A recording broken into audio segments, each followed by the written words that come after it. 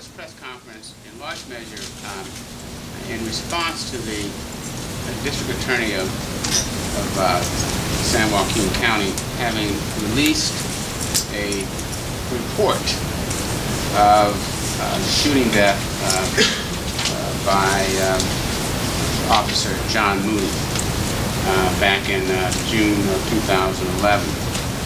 And the subject of this whole case has been a video. The video that was on car video that took place at the time that graphically described the shooting death. And from our point of view, it is fundamentally the most outrageous shooting event I have ever seen, bar any. And I know there's been a lot of discussion about various cases, but even the Oscar Grant case does not rise to the level in terms of the sheer barbaricness of this particular shooting. And the most egregious component of it is that there were 13 different shots that were fired, most of which hit him, and even while he was on the ground, he was still shot again. And so we have communicated to the Department of Justice that this man should be prosecuted, this officer should be prosecuted for murder, and that we think now that the video has been released, we have requested this video to be released by the court. This case is in the federal district court now in Sacramento. It has been there for a while, and we have requested that the court allow us to release this video, and to do so because from our point of view, the officer is being fully protected by various law enforcement community. The police department ratified this conduct on the very first day as justifiable, and the district attorney's office has come back as well and justified this conduct and hired and retained an expert who raises real questions about his integrity and his independence in making certain assumptions. And so from our point of view, it's extraordinarily important that to the extent this type of police misconduct occurs, from our point of view, that the officer does not get a free ride in the public from this, and that he should be held accountable just like anyone else would be held accountable when they engage in this kind of barbaric conduct. And so from our point of view, and from the family's point of view, it's important that everyone understands and knows that this shooting was woefully unjustified. It was an act of murder from our point of view. It was a man who was innocently trying to get out of a car, and he was shot multiple times and at no time engaged in the aggressive physical acts that would have caused a reasonable police officer to believe that his life was in danger. There's certainly a factual questions in terms of what the officer perceived, but our point of view is no reasonable police officer would have taken that position, and they certainly wouldn't have shot the number of times in which they did. This family here seeks retribution. They want this man prosecuted for this conduct, and I'm certainly going to do whatever we can in the Department of Justice as well as in the U.S. Attorney's Office to see if we can make that happen. So before we go any further, I'd like to play the video. We'll go from there. Now, I will say this video is quite graphic. Is the view proper? Yeah.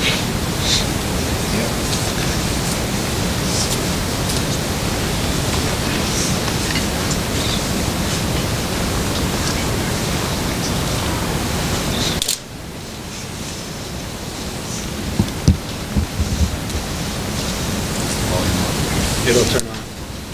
So he was waiting for him to come home? Yeah.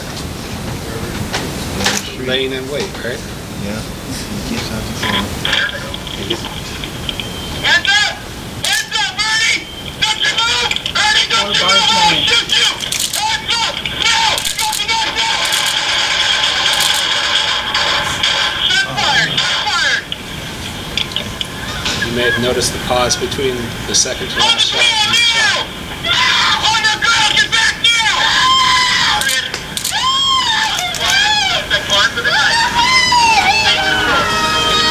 There were two other people in the top of the van, and they were coming from the friend of theirs house.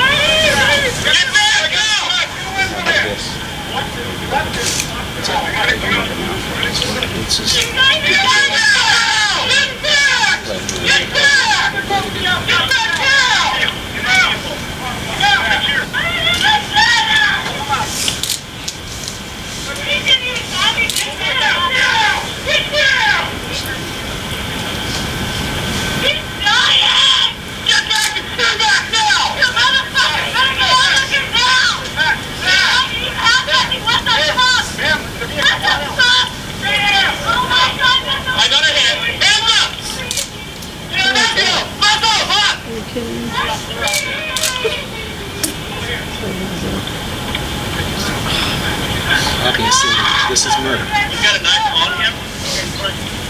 Ready to clear? Watch him. Watch him.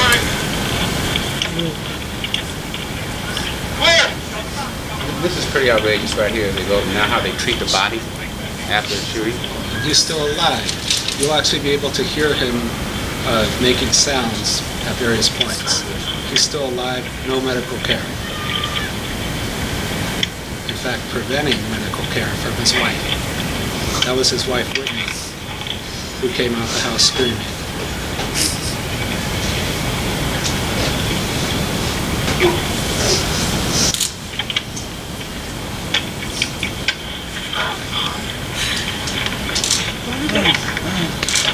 Yes. It gets, I mean, it's outrageous. Be discussed. You got a knife up. Cut it.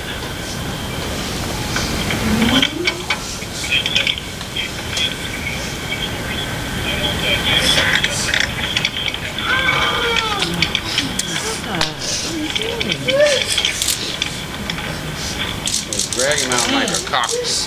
They're going to handcuff him now. Still alive, right?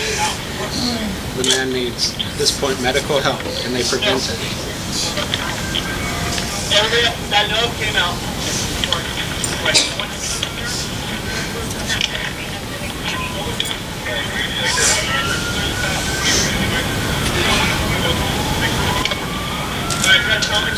Bring medic in. Medical? Guys, bring medics in.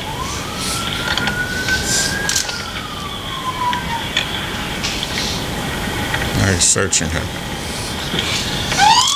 Trying to find something now.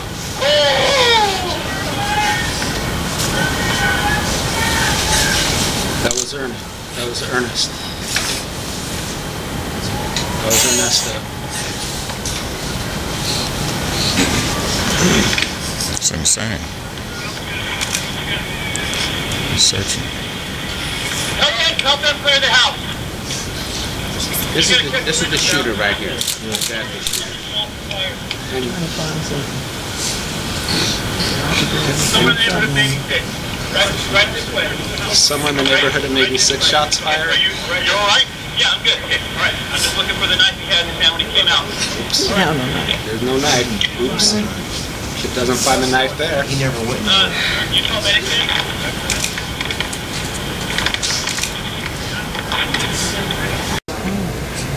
Goodness, we're still trying to find something.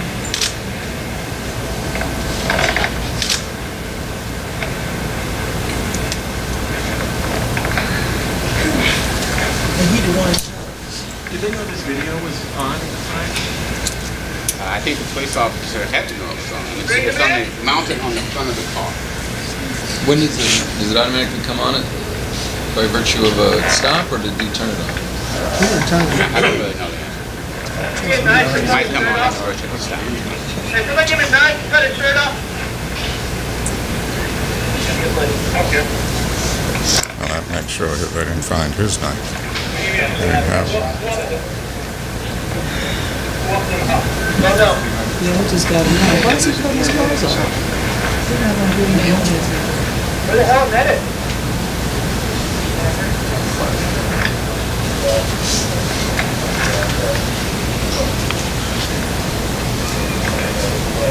Grab the common tip. Grab the common tip on the truck. No, he didn't.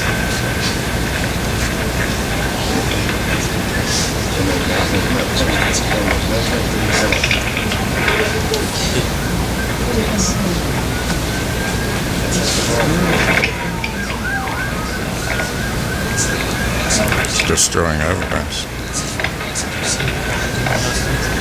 I got some. Get the common tip. I'll get the common guy. The guy who took the shirt the officer. Yes. Yeah.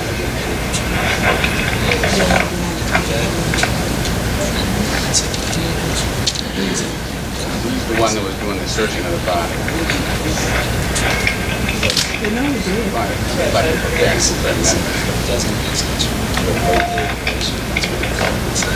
That's not visible.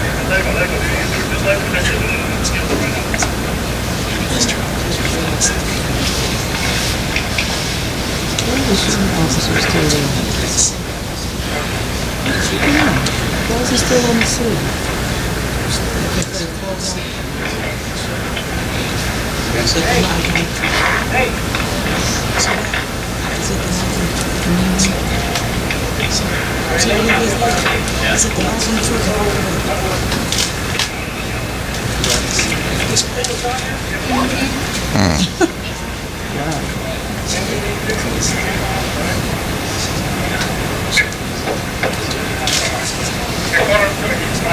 He planted the knife.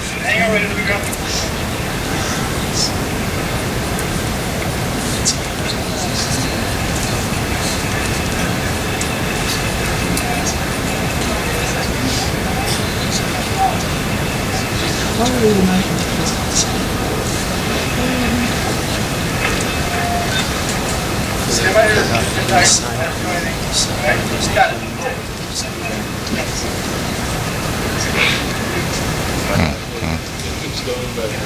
That's the big one. Stop. Ernie had been in a friend's house, and that friend had seen Ernie with this knife, called a throwing knife. And that the friend, although he didn't say he was afraid, Ernie was on parole, just about ready to get off of parole. So he calls the police. This particular officer had some prior contact with him. So he went to his house and started waiting for him. He believed that because he had been told there was a knife, that he undoubtedly was anticipating that there was going to be a knife. And so when Ernie was getting out of the van, his leg gets caught. There's two people in the front of the van. He's in, and you can see the cab. He's in that little crawl space right behind the seats in the cab. Okay? And so he's trying to get out. And he gets out, and his leg gets caught. And when he gets caught, that's when the shooting takes place. As he's bending back to try to extricate his leg, that's when the shooting starts. The important part here is that Ernie had made no aggressive moves toward this officer. And this officer had in his head whatever he had in his head, but he was determined to shoot. And he started firing his weapon immediately when Ernie was trying to get out of that car. And he was given sort of like contradictory instructions in any way about don't move and put your hands up. And the status of things are that we have filed a lawsuit in the Eastern District in Sacramento. It has been going on for some time. One of the big fights, though, has been the release of this video. And although we've had this video since the inception, the defendants, County of San Joaquin, did not want it to be released. That's not, it's Manteca, right? It's Manteca. Well, what it is the DA's investigation. The DA's investigative for the San Joaquin County. We had to wait until the DA's investigation was completed, which happened yesterday. Right. That's why we're able to show it today. And so the DA's investigator sent this out to a forensic person organization that essentially sought to justify the police officer's shooting by talking about this phantom knife that is not seen on the video, that he does not see on the video, and conjectures as to how it could have left and where it could have gone. But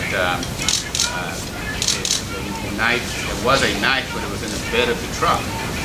And that's where people in the car said it had been put when they initially stopped it. But it's very adamant and very clear that there was no gun, weapon, knife of any kind when Ernest left the bed of the truck. So we are at a point now where, although we have the civil suit pending, we think it is much more important, far more important, that this matter is evaluated for prosecution by the Justice Department. That's right. Because at the end of the day, what's important to us is that this officer is held accountable personally in a criminal way for his conduct. Of course, we will deal with the civil case, but as you all know, in civil cases, the individual officer is frequently not held financially responsible for his conduct. Cities have an obligation to pay those damages, and unless there's punitive damage, which could be, the officer is not obligated to pay. So the only way to make this officer feel and take some responsibility for what he did is for him to be prosecuted. And he's certainly not going to be prosecuted by the San Joaquin District Attorney's Office, which I didn't expect. I thought they'd have a little more integrity about it. But district attorneys have a tendency to accept any version whatsoever that a police agency gives them, mainly because they have to work together. But you can't prosecute on this case, and there's probably no case you can prosecute on. And so, but that's the reality of the world in which we live, so we have to take it to the next level, and we hope that the Obama administration will take a more closer look. Although, granted that they like to have more systemic violations, but they do prosecute when the conduct is so egregious and there's no other viable option for the victim's family that they will take a case on. So it is certainly our hope and desire that this is such a case that they will do so. Okay? Ben, you have Just a few points to make. With respect to the district attorney's investigation report, which was released yesterday, exonerating the officer, nowhere does the DA describe the numerous nature of the shots. All those shots, while he's on the ground, while he's not armed. The fact that there's a gap between the second to last shot and the last shot. Isn't the last shot just as lethal as the first? Aren't they all measured as lethal force? And isn't it just as much a crime at the last shot, and maybe worse of a crime, even than at the first shot? And doesn't that gap in time allow for premeditation? The man should be charged with murder. There is a couple other points to make. That is that the expert they hired tried to say that there are some pixelation in the video that he thinks could be the knife going into the bed of the truck. That's completely bogus. I've examined it extremely closely. We've had our own experts examine it. There is no object that goes into the bed of the truck. The expert then says, well, maybe it's because the knife was moving so fast that the camera couldn't capture it. So, I mean, it's just outrageous. He compares it to a shell being ejected by a gun. So it's clear that this was almost a fixed result to try to absolve the officer and wrongfully so. So if Manteca won't do it, who will? Somebody must. Somebody must. This man needs to be held accountable, needs to be prosecuted for murder. That's officer. That people can make their own judgments about the video. And we wanted people to see that this officer shot him any number of times. And if you look at that, those shootings were unjustified from our point of view. And then there's one shot, I think Ben made reference to, even after a lot of the shots had taken place, he's flat on the ground, he gets shot again in the back. Again. So those are all matters to be, that have to be, that we think are important, that would support a criminal prosecution. To leapfrog off of that, if you look at the forensic analysis report and the DA is essentially clearing, the shot by shot shows, shot 12 and shot 13, he's literally flat on the ground. Right. Do you think that's contradictory to the outcome of what the forensic analyst? Well, the forensic analyst, I hate to use the negative terms that I was describing, but I just say it was not had a predetermined outcome, and there was a conclusion that they wanted to reach in order to support the police, and so every opportunity in terms of analysis was made to support that supposition, including the phantom knife or the inability of anyone to see it, because in the report he has to acknowledge he couldn't see it, but he said it had to be there, it went so fast. Well, no one saw a movement by Ernest that would suggest a quick and fast movement, that if you're going to throw something with power and fast so that it can't be picked up by the video, it has to be a pretty powerful move. And when you think of it, you can pick up baseballs that are going 95 miles an hour. It's pretty hard to say that a person who's in his position and you don't see a corresponding physical act that's consistent with making a hard throw raises a question about the analysis. that's there. So we really think that that person's credibility will be completely destroyed at the appropriate time, because he had a predetermined outcome he wanted, and makes no reference to the fact that even if that he shoots Ca.Ernest in the back after he's already down, he gets a number of shots while he's falling down, and before the shots he hadn't made any movements toward him. So you know, I have real questions about.